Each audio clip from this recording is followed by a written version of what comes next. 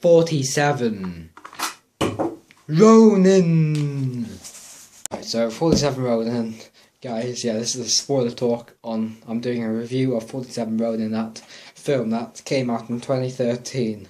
So I'm I'm a couple of months late.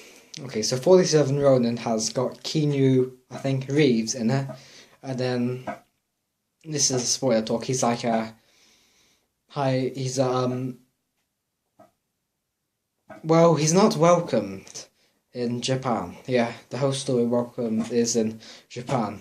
Takes place in Japan. So there's a shogun, like an emperor, ruling the whole of Japan.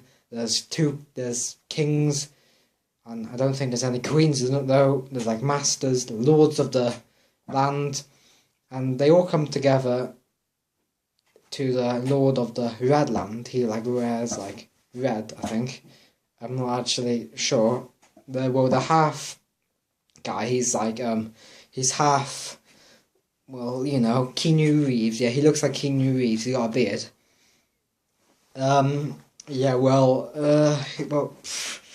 Pretty complicated. It's pretty complicated because there's like monsters and everything. He saves the life of a soldier, but then the soldier doesn't thank him. He just takes the pride for himself. The soldier does.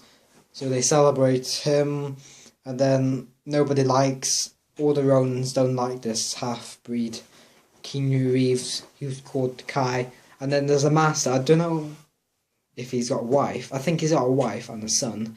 I don't know what his name is. I think it's Hirushu. I'm not sure. Well, that's what I heard when they were talking in Japan.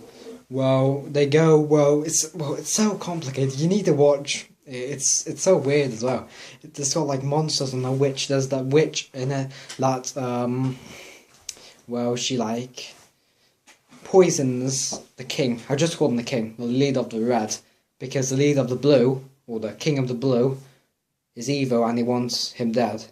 And then the samurai, called 47 Ronin, are Ronin, samurais without masters, like exiles. And the lead samurai, who's a samurai from the Wolverine, is a different movie.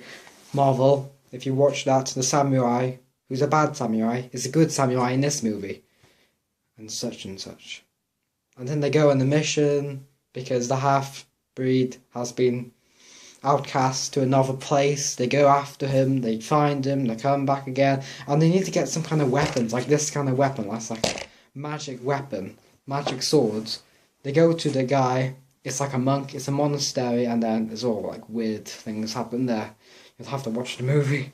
There's like a monster, and then after that, it's just weird things, like the witch throws fireballs and different objects at the people, the 47 Ronin, and then there's 47 of them left, like in the title, and then they all go and kill the King of the Blue for revenge, but none of them die in the battle. None of them die in the battle, because at the end, this is a spoiler one, very big spoiler at the end. Spoiler alert. Not joking. At the end, they have to commit suicide because the Shogun didn't want them to make revenge to the King of the Blue, and then the King of the Blue gets decapitated. Head falls off. There's a witch that shouldn't be in the movie. And then they all have to kill themselves except for the son of the leader samurai. He survives because he's going to be the new ruler of the Red Land. So in the end, I will give this movie a 6 out of 10. Because I gave it a 6 because there's a witch that shouldn't be in the movie. Because it's supposed to be based on a real story. Is that a witch in real life? No, I don't think so. And then I don't think there's other animals or creatures or beings, whatever they are. See, it is based on a true story. That's what I said. Yeah, they're supposed to kill themselves, but there's no witch in the story. And then it doesn't deserve a 10, because I've seen critics review this movie and then they give it bad reviews. So I would give it a 6 out of 10. the good parts.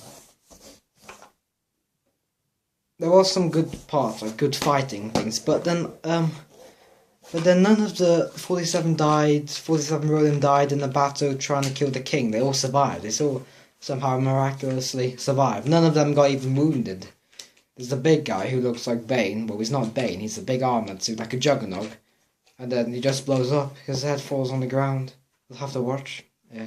So 6 out of 10, guys. So it's okay. You can watch it. You can if you want to. But I watched it in 3D, and 3D didn't do anything. So don't watch it in 3D. Just if you want to see it, just buy a DVD of it. Don't watch it in the cinema. Buy a DVD when it's out. Well, that's all from me. Goodbye.